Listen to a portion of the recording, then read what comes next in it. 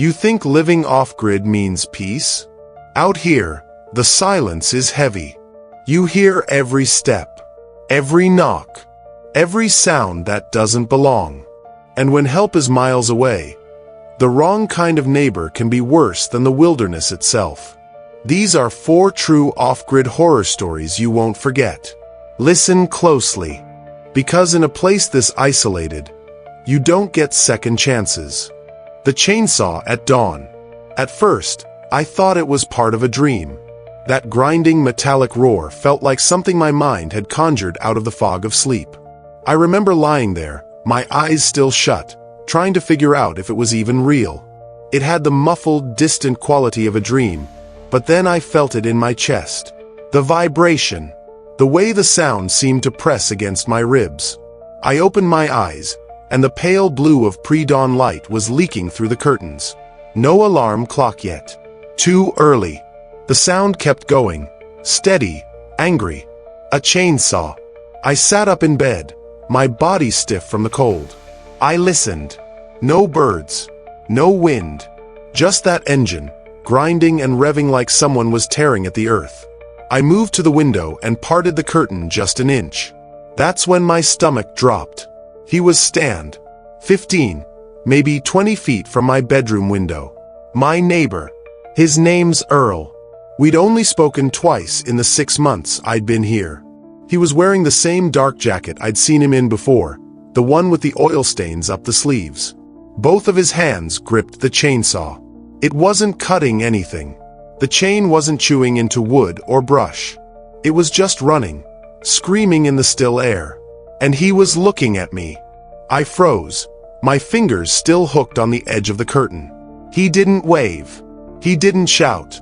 Just stared, that unblinking kind of stare that makes you aware of your own breathing. The steam from his breath was visible, curling in the cold morning air. Every now and then he'd twitch his wrist just enough to make the engine growl louder, then let it drop back into its guttural idle. I don't know how long we stood like that, him outside and me behind the curtain. My mind was running through 100 reasons.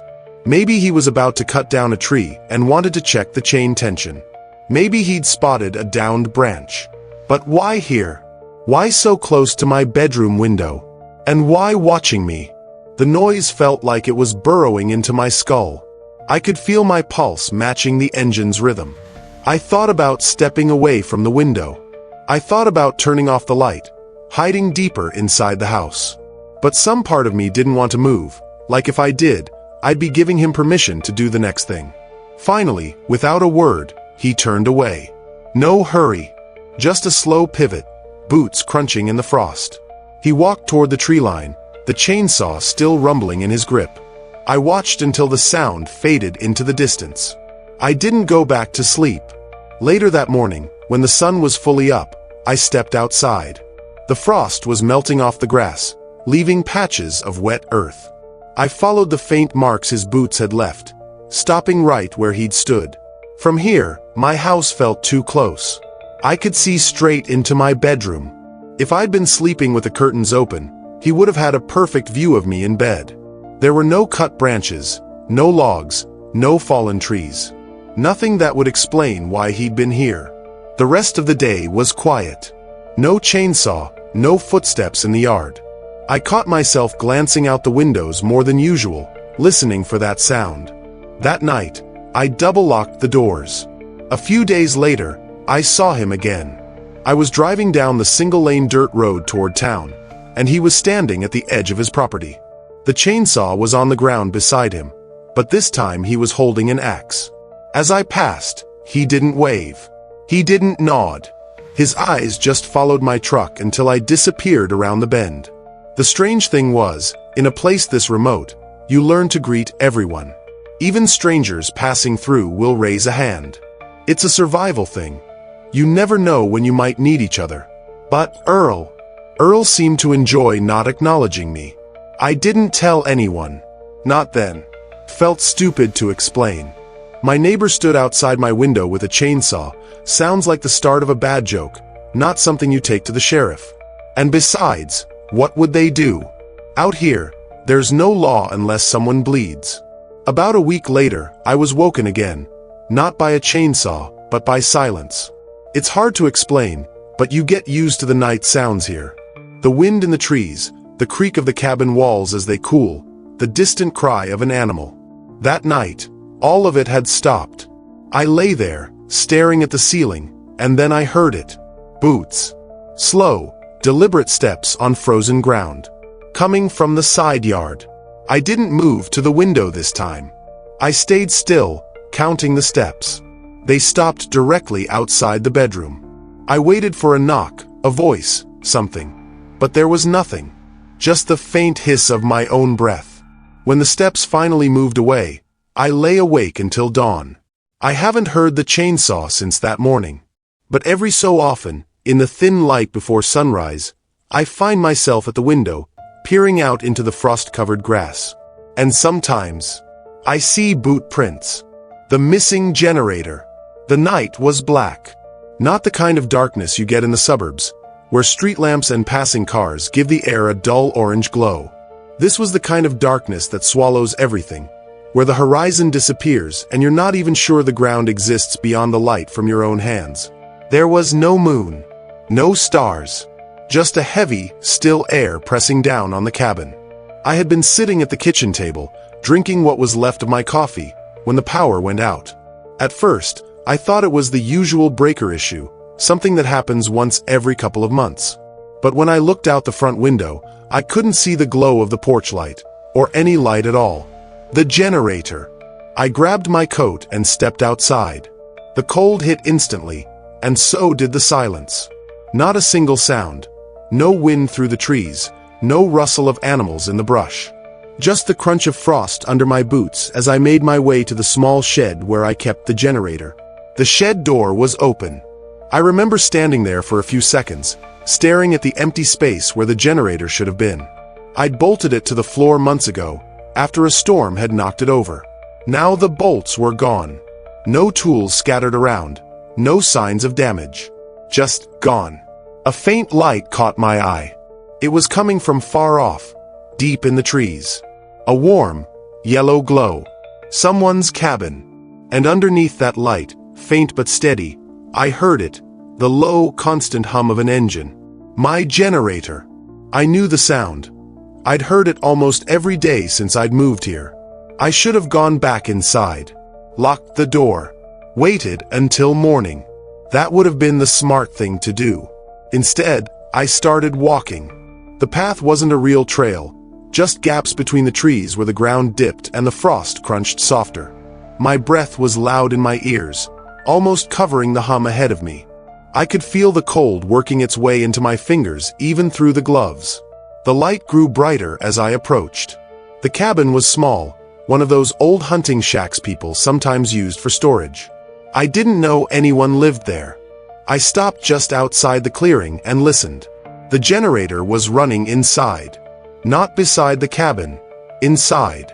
The glow from the windows flickered faintly, like there was only one lamp on. I walked up to the door and knocked once. No answer. I knocked again, harder. The light in the window went out. The hum stopped. The silence that followed wasn't normal. It wasn't the kind of silence where life keeps moving but you just can't hear it. It was the silence of something holding still, listening. I stood there for a few seconds, my breath hanging in front of me. Then I turned and walked back toward my cabin, not looking over my shoulder. The hum never came back on that night. The next morning, the generator was still gone. I went to check the spot where the cabin had been lit the night before, but the windows were boarded up, the door padlocked, and there were no footprints in the frost except mine from the night before. When I told a few of the other off-grid folks in the area, they shrugged. Could have been anybody, one of them said. Best not to go wandering around in the dark, another added. I didn't push. Around here, questions travel fast, and answers usually come with trouble. That night, I set up a chair by the window. I turned off every light inside. I sat there for hours, just watching the yard, waiting to see if they'd come back. Around 2 in the morning, I heard it again. A hum. Faint at first, then growing louder. Not from the woods this time. Closer. Much closer. I stepped away from the window and moved toward the door, slowly, not wanting the floorboards to give me away. I pressed my ear to the wood. The hum was right outside. I didn't open the door. I didn't even breathe. After a few minutes, the sound faded, swallowed again by the black night. It's been weeks since the generator vanished, and I still haven't replaced it. I keep thinking about that second night. The sound so close, the quiet afterward, the way the air felt heavy in my lungs. I could try to get it back. I could confront them. But out here, there's no backup. No quick help if things go wrong. And sometimes, the quiet is worse than the noise. The gift. It was the kind of cold that seeps into the walls. The kind of cold that makes every sound in the cabin sharper. The creak of wood, the slow crack of ice outside, the distant pop of a frozen tree branch giving way. I had been reading by the fire when it happened. No sound of an engine on the road. No crunch of boots in the snow. Just the knock. 3 slow taps. I froze for a second, the book still open in my hands. Out here, a knock after dark is rare. Most people announce themselves long before they reach the door, headlights across the window, the sound of an approaching truck. This was different. I stood and crossed the room, feeling the floorboards give slightly under my weight. The knocking didn't repeat. When I opened the door, he was there. Tall, wrapped in a heavy coat that looked too thin for the weather. His hat was pulled low, shadowing most of his face, but I could see his eyes. They didn't blink. Not once. In his hands, a jar. Thick glass, the kind you'd use for preserves. Inside was something dark. Brown-black, dense, with a layer of grease hardened on top. I waited for him to speak, but he didn't. The air between us felt frozen. My breath came out in a white cloud, drifting between us. Thanks. I said finally. My voice sounded too loud, too clumsy in the quiet. He didn't answer. Didn't even nod. Just handed me the jar, his gloves brushing my fingers for a second. The glass was warm. That detail stuck with me. Before I could say anything else, he turned and walked away. No goodbye, no small talk. His boots left shallow impressions in the snow, and within a dozen steps, the dark swallowed him completely. I shut the door and locked it. The jar went on the kitchen table. I stood there for a while, staring at it. The fire popped behind me, the only sound in the cabin.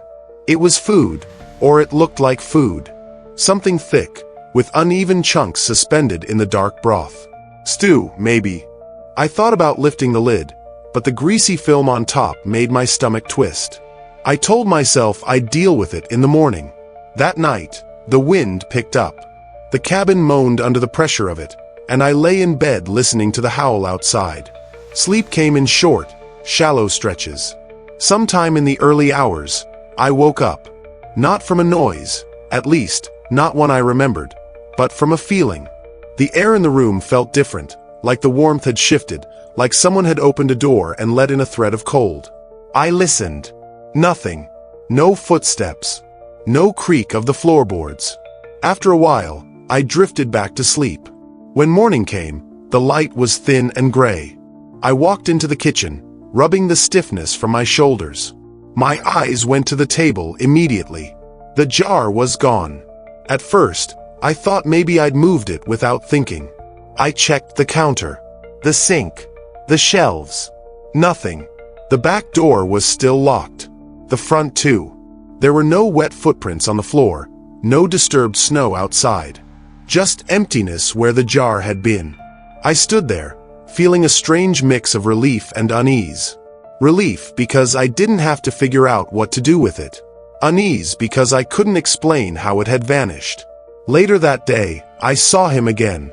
Out on the road, maybe 50 yards ahead. He was walking toward me, hands in his coat pockets.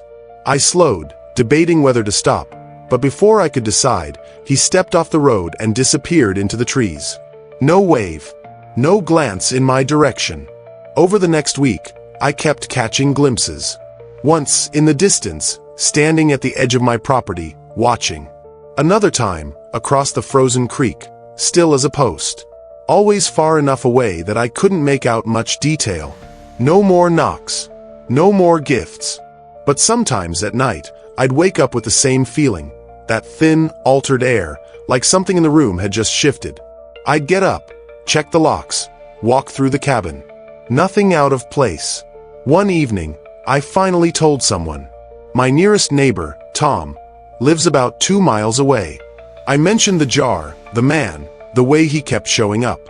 Tom listened without interrupting. When I finished, he nodded once, slowly. "That's Bill," he said. "Keeps to himself mostly. Shows up when he wants something. Best thing you can do is not accept anything from him." "Why?" I asked. Tom shook his head. "Just don't. And if he knocks again, don't open the door." I waited for him to elaborate, but he didn't. I haven't seen Bill in over a month. The snow's heavier now, the road's rougher, and most days I don't hear a single human sound. But last night, I woke again. No noise. No wind. Just that same thin air in the room. And on the kitchen table, a faint ring of grease where the jar had once been. The knock in the storm. The snow was coming sideways, the kind of storm that makes the air look solid. The wind howled against the cabin walls, rattling the shutters like they were ready to tear free. Out here, storms weren't just bad weather, they were events. They shut you in, erased the road, made the world outside disappear. I'd spent the afternoon making sure everything was secure. Extra firewood stacked inside, lanterns ready, doors locked. When the night came, it came fast. The windows frosted over before the first hour passed. I sat by the stove, sipping something hot, trying to ignore the way the wind shifted, sometimes screaming, sometimes dropping low to a moan. Every few minutes, a gust would slam into the wall hard enough to make the whole place shudder. That's why I almost didn't hear it. 3 slow knocks. At first, I thought it was something loose on the porch. A shutter banging, maybe. But then it came again. 3 distinct, deliberate hits. I stood, every instinct telling me to stay away from the door. But out here, you answer knocks. People only come out in this kind of weather if they need help. I unlatched the lock and cracked the door just a few inches. The wind shoved snow inside immediately, stinging my face. But it wasn't the cold that made me freeze. A figure stood there. No coat, no hat, no gloves. Their clothes clung to them, soaked through. Snow crusted in their hair. Skin pale, not the pale from cold, but something else, something drained. They didn't move. Then they leaned forward, close enough that I could see the faint tremor in their lips. "Let me in," they whispered. The voice was low, steady. Not panicked. Not desperate. My hand tightened on the doorframe. Every part of me screamed to open it. That's what you do when someone's in trouble. But something in the way they stood, in the way they didn't shiver, made my stomach knot. I shut the door. Locked it. The knocks started again. Slow. Even. I backed away, heart pounding. I tried to tell myself it would stop. That they'd realize I wasn't opening up and leave. But the knocking didn't stop. I moved to the side window and pulled the curtain just enough to look out. The wind whipped snow across the porch, blurring everything beyond a few feet. But I could still make out the figure. Still standing there. Still facing the door. The storm roared on, but underneath it, the rhythm of the knocks stayed the same. 3, then a pause. 3, then a pause. I turned off the lamp and sat in the dark, the only light coming from the stove. I didn't want them to know where I was in the cabin. Hours passed. My tea went cold. The fire burned low. Still, the knocking went on. At some point in the night, the sound changed. It wasn't the knocks. It was the wind. It dropped suddenly, like the storm had shifted or moved on. In the stillness, the knocks felt louder. I crept back to the window. They were gone. The porch was empty, the snow already covering any sign they'd been there. Relief came first, sharp and short-lived. Because then I thought, where did they go? I didn't sleep the rest of the night. The wind came back, harder than before, and I sat in the chair by the stove, watching the door, listening for any sound under the storm. When the first pale light of morning came through the frost-covered glass, I finally opened the door. Snow had drifted high against the porch, nearly to the bottom of the window. I stepped out into it, the cold biting through my boots. At first, I saw nothing unusual. Then I noticed the snow to the right of the porch. It was lower there, disturbed. Boot prints. They led away from the cabin, straight into the trees. I followed them with my eyes until they vanished into the shadows of the pines. Later that day, I walked into town to get supplies. I mentioned the knocking to the owner of the general store. He stared at me for a moment, then asked, "You let him in?" When I shook my head, he only said, "Good." I waited for him to explain, but he didn't. Just went back to stocking shelves. That night, I locked the door early. I kept the lantern close and the fire high. I told myself the storm was over, that no one would be out in this weather again for a while. But when I woke in the middle of the night, no wind, no snow, the cabin felt wrong. The air was still, too still. And then, from the front door, 3 slow knocks. I used to think living off-grid meant escaping danger. Out here, there are no sirens in the night, no strangers passing by your window, no neighbors knocking on your door for no reason. But I was wrong. The danger isn't gone. It's just closer, more personal. It's the man standing outside your bedroom at dawn with a chainsaw. The neighbor who takes your generator in the dead of night and stands in the dark while you knock. The silent gift left on your table and gone by morning. The figure on your porch in the middle of a blizzard, knocky.